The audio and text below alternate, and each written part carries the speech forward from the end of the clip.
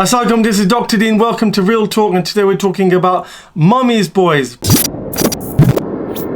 Assalamualaikum, this is Dr. Deen. Welcome to Real Talk, and today we're talking about mummy's boys. Boys that are spoilt by their mums and they are in fact destroying people's lives. So I'm talking about boys that are now men, grown men, and they're still immature.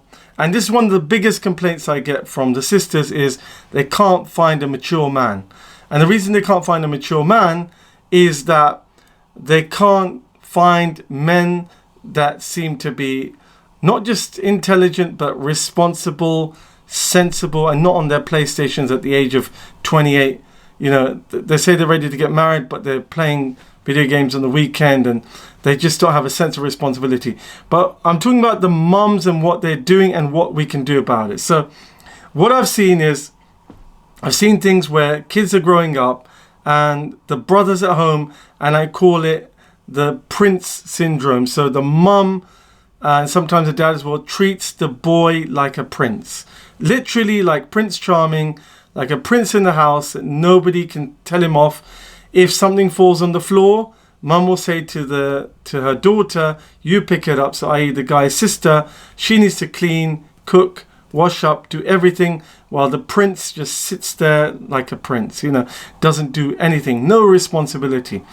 What's the end result of that is that when these guys, these boys grow up into adulthood, men, they are irresponsible, careless, and they go on, and these mums will look for a particular wife for their son, get married, and they're completely useless guys. Completely useless. So what they do, they get married and they expect everything from the woman, from the wife. I've seen mums that have got their sons married and they're constantly mollycoddling them, wrapping them in cotton wool. Even after they're married, it's constantly asking them, you know, are you okay? Did you eat? You know, and treating them like, you know, like a little child, you know, like a little toddler. I saw a mum whose son was on weed and addicted to weed and other drugs, but mainly weed. And the mum, because this boy, this prince, was at home and he wasn't leaving the house, he was sort of depressed as well, the mum would go out and look for a supplier and buy weed for her son. A Muslim mum in hijab would go out and get the weed and provide it, so she was being a dealer for her own son, and out of quote unquote love for her son. So that's the extent some mums will go to for their boys. They'll do anything. I've seen others where boys will do terrible things, or they're doing all this kind of haram stuff. They come home and mum's just like, the roti's being made, dinner's being made, everything's always ready for you, son. Doesn't matter what you do, what crime you do. You know, you've got parents that know their kids are up to no good, doing bad stuff, doing terrible stuff. Even with drug dealers who, you know, they call them, parents are going on Hajj with their son's money of haram earning, and they call those Haji dodgies, yeah? But the point here is, why is it getting to this extent that mums are, you know, it's a natural thing to love your child, and mums have this relationship with their sons, but when you are loving them to the extent where you're not giving them any tarbiyah, you're not raising them with any sense of duty, responsibility, faith. I've seen mums over the years who didn't even teach their children how to pray. So they got married, they didn't even know how to pray. So even the basics aren't done with some of these mums. I saw another case, because I've dealt with thousands of cases. I had a case where a son was in prison and the mum and the dad came to me and he said, look, this is my son, he's in prison and he's having these issues. And I said, how did he end up in prison? And he said to me, the mum never ever told her son off for anything.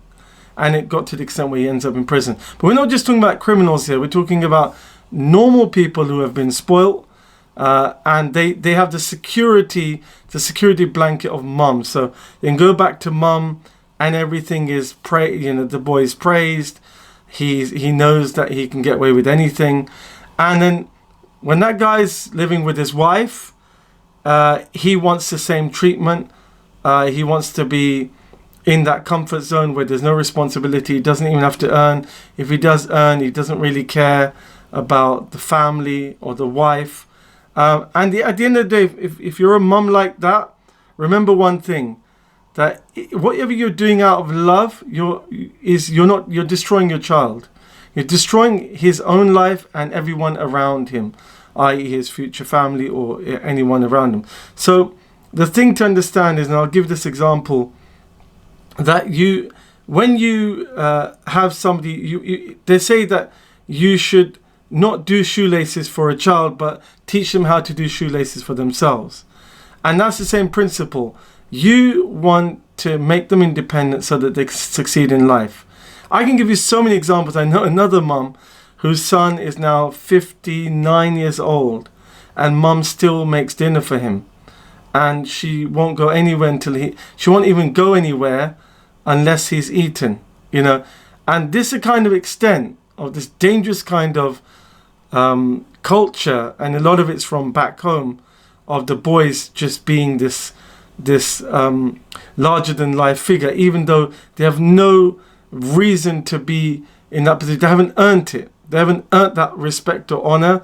They're just loved because they were born with a different private part. Sorry to say, that's all it is. They're just born male and not female, so they get extra privilege. That's all it is. So how do we stop the mummies boys crisis? The first thing we have to do, and any mums watching this, is allow your boys to grow up with responsibilities and resilience. So give them challenges, giving them tasks to do. The least we can do is give the boys as much work in the house as the girls, so they become responsible. The other thing is teaching them and showing them their duties as men, what they have to be doing for their families. And the way to build that is to get them to do things for others. So volunteering a food kitchen or a food bank, volunteering with any charitable cause, and getting things done. Because what a lot of these mummies boys I've seen is they're quite lazy as well.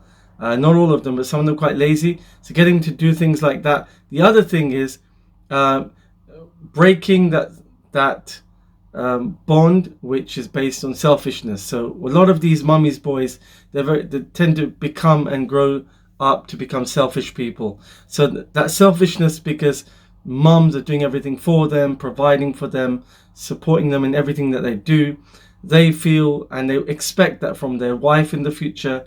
And so they don't have any sense of building that resilience to deliver themselves and be selfless rather than selfish. So just a few things there to remember, and I hope we can start to change this so that young women have grown men to marry that are not mummies boys. That's not to say you shouldn't love your mum or respect your mum. You absolutely have to do that, but not to the extent where it's costing you your family, it's costing you your own life. You're becoming useless and in some cases worthless in society because you're not doing your bit. That needs to stop. So I hope you enjoyed that video. I'll see you on the next one. Real Talk with Dr. Dean. Assalamu alaikum.